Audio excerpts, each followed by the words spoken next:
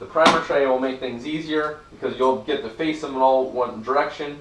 Take your primer tube and you start going like this and feeding your primers in. This is all in the manual and the Hornady DVD. So what next? We're going to talk about primers. I got Wolf primers, Wolf small rifle, Magnum. All the Magnum means is that it's a little bit hotter than the normal. Throws a longer flame. And then I have CCI.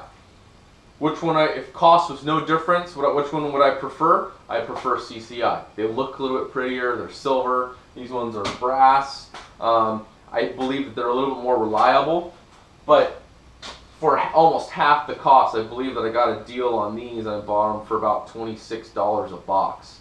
I mean, it's hard to beat.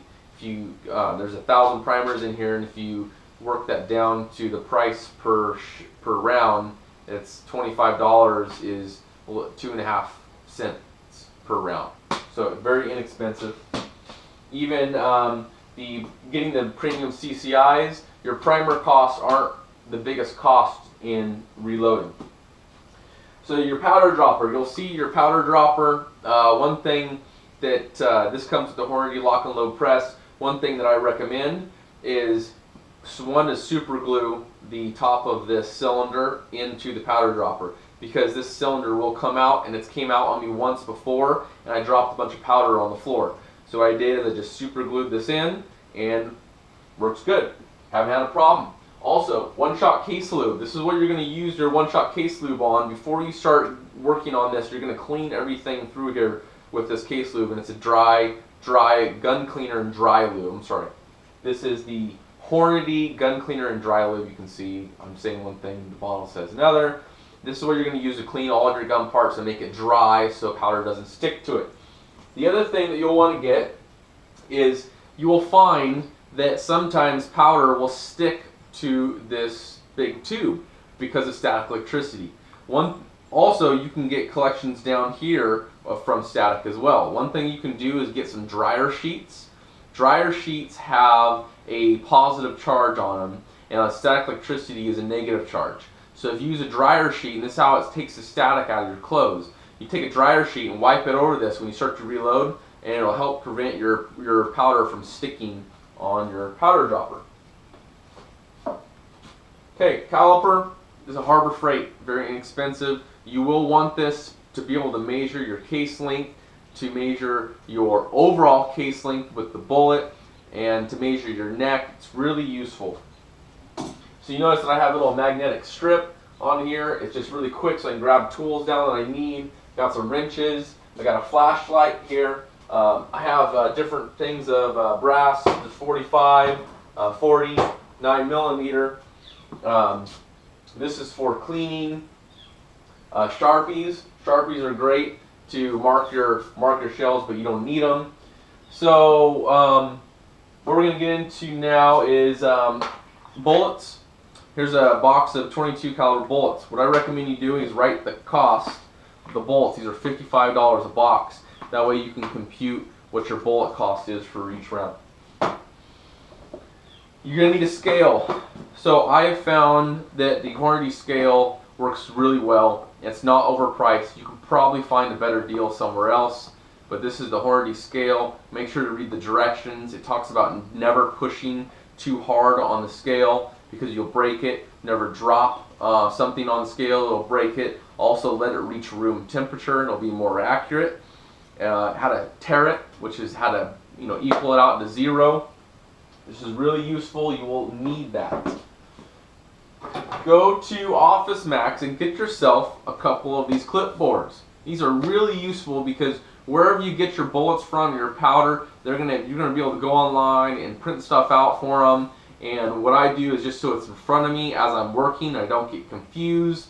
You can look at these printouts, put them on a clipboard, put it on your wall, and this is going to tell you everything that you're going to need to know about your bullet. For instance, this is a 7mm Weatherby Magnum, 168 grain. I know what my overall maximum SAMI overall case length is 3.36, and then I'll tell you they tested this round at 3.34 inches, and it's just a really great reference. Says they use Supreme powder, RL22, H1000, and they said this was the most accurate powder tested. And then they have a little star next to here. This is the most accurate load. So 65 grains of that powder was the most accurate load tested. So this is really, really handy. So we're getting close to wrapping up. Another clipboard. This I look at a lot because back to what I said, why, unless you really love reloading, why reload when you can go and purchase factory ammo that's a lot cheaper? So what I do is as I'm buying parts and I start to reload, what I'm going to do is I'm going to write down my powder. I'm going to figure out how many grains I'm using per round, how many grains are in the total 8-pound keg of powder, and then I'm going to get a per round cost. So you see for this accurate 2230, I'm looking at 7 cents per round. And then my Hornady 55 grain VMAX, that's 19 cents per round. So you see that your bullet is the most expensive part on this round. Wolf, small rifle Magnum, 4 cents a round. Brass, 10 cents a round. So my material cost is 41 cents a round. So you might say, well, I can go buy ammo at the gun store for 40 cents a round. I mean, that's kind of expensive. Keep in mind that this is a ballistic tip bullet, similar to a Hornady Supermatch, and this one's a 75 grain, which was $20 a box. That's $1 a round. So you're getting performance ammo for half the cost of what you can buy it in the store. Now, if we get rid of this Hornady VMAX and we go to a full metal jacket, I think these were Arms Core Precision. They're not real quality controlled, accurate, you know, bullets, but they're cheap. I think these things have got down to about 3 cents, 3 to 5 cents a round. So that just knocked off 15 cents. That would be 30, so that's 25 cents a round. So I can reload 25 cents a round for training ammo. Go look online and go to your local store and try to find ammo for 25 cents a round.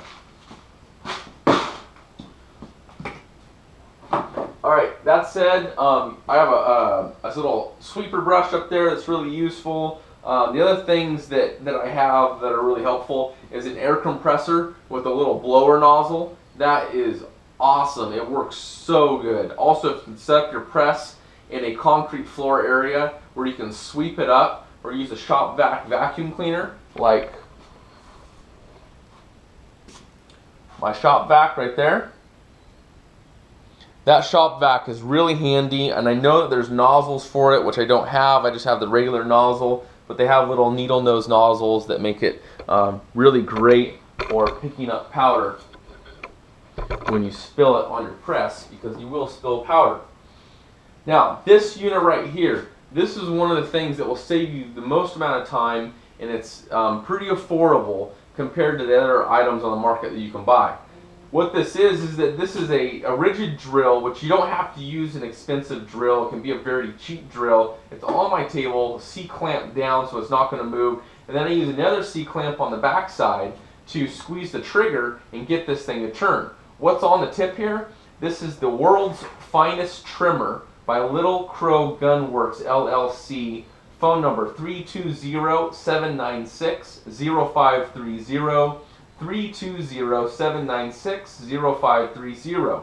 This is a trimmer for your necks on your brass.